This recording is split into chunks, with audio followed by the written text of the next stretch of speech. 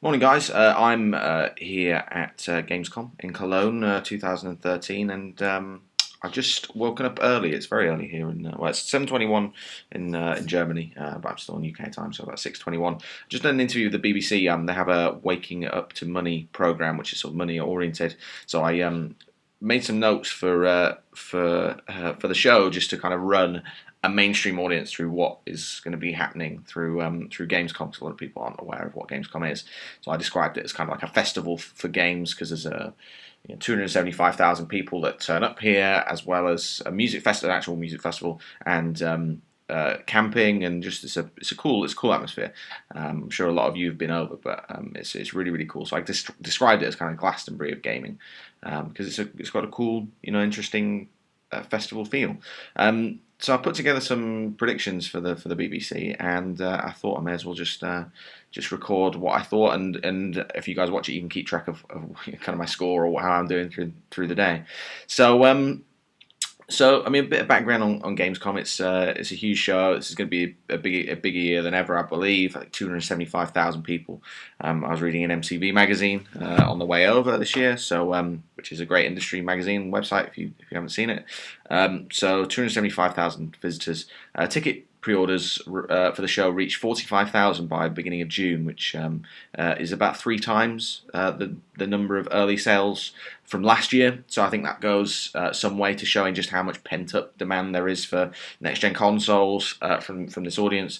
It's been 8 years since the launch of Xbox 360 right now, so Xbox One is I think it's got an uphill battle, but it's still there's a lot of pent up demand for it, and PlayStation 4 as well, obviously. I think it's interesting from a UK perspective as well that the UK pavilion here at Gamescom is double the size of what it was last year.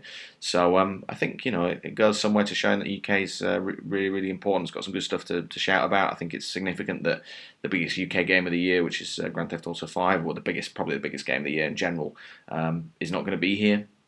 So they're going to be sitting that out as they usually do. Well, I think Rockstar may have been here a few years ago. I'm trying to remember which game they were showing, maybe Midnight Club.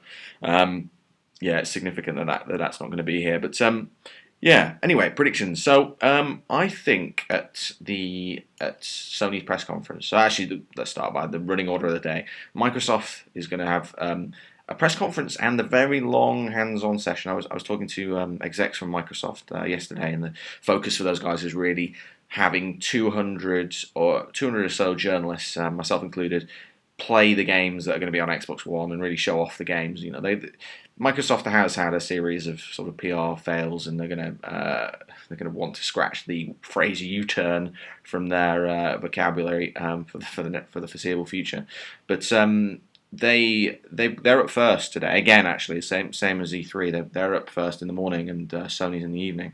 And their focus is they're gonna do a presentation, and they are going to have a hands-on session. And I think that this new story that CVG's got is pretty bang on. CVG has said that they're going to be announcing an exclusive game title that's going to be bundled in for free with the Xbox One, which is $100 more expensive than PlayStation 4 and £80 more expensive. So in the eyes of consumer, £80 is a couple of games more expensive. It's a significant. I think crucially it puts Xbox One in the UK at least over that £400 mark, which is it's a bitter pill for a lot of people to swallow. And I think Microsoft has put up enough of its own barriers for people to not buy the Xbox One. It's been a series of consumer backlashes that have then turned into confusion over what Xbox One will and won't do, and will it play games that are second hand, and there's still a lot of confusion around. And even for myself as someone as a games journalist, I mean, broadly speaking, Xbox One and PlayStation 4 are now the same in terms of what they will and won't do, and they're broadly the same as what the old generation will do. But even for me, there's still a lot of confusion around Xbox One.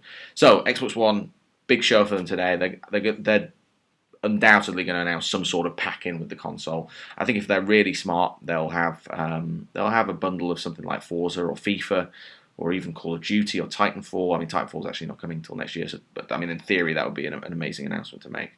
And I think if they're really incredibly smart, they'll bundle in with the Day One edition a year of Xbox Live Gold. So if you're looking at a free game which won't cost Microsoft £40. They'll be able to do a deal with one of the publishers, if not themselves, to publish one of their own games.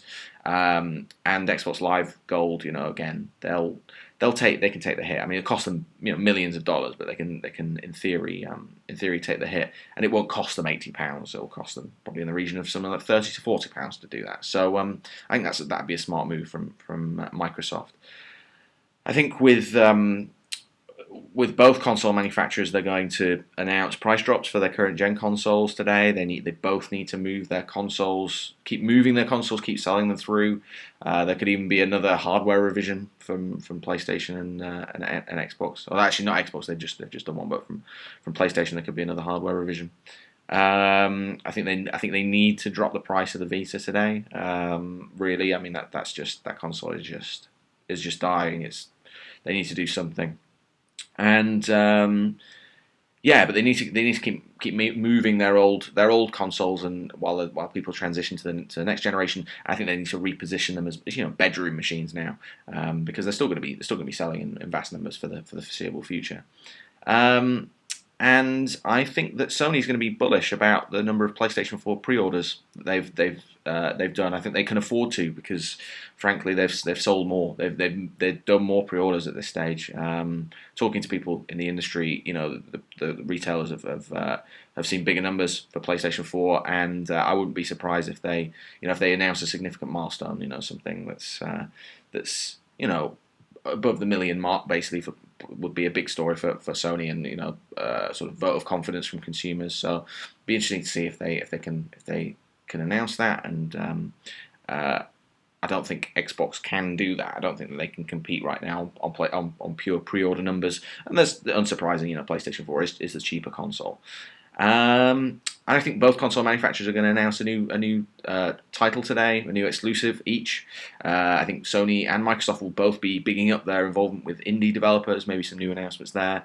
And of course, there will be a release date today. They finally, this is the biggest show in the gaming calendar in terms of visitors, but it's crucially the last major video game event for them to say when their consoles are actually coming out. So if I was a betting man, I'd say Xbox One at the beginning of November, and PlayStation 4 towards the end of November, maybe early December. So we'll see how much of that happens today. I'm going to prepare myself for the Epic. I think it's like between the hours of 10 and 8 today. So it's a decent sort of 10-hour press conference event, with a long one from Microsoft first, and then EA and Sony this evening. So I'm going to prepare myself. I'm going to go for a run. Looks like a lovely German day today. I'm going to go for a run, have a big breakfast, and then get out there. Let me know what you guys think, what your predictions are in the comments below. I'll be on Twitter tweeting from both press conferences, or all press conferences. I have my where have I actually put this thing? I've invested, on the advice of T3's Matt Hill, thank you Matt if you're watching, a Mophie power brick. My phone just did not last at all. It didn't last beyond the second press conference, I think, at E3 this year. So I'm prepared. I'm prepared for Gamescom. So join me. I'll be on Twitter tweeting about it, and of course let me know what you guys think. Thanks very much for watching.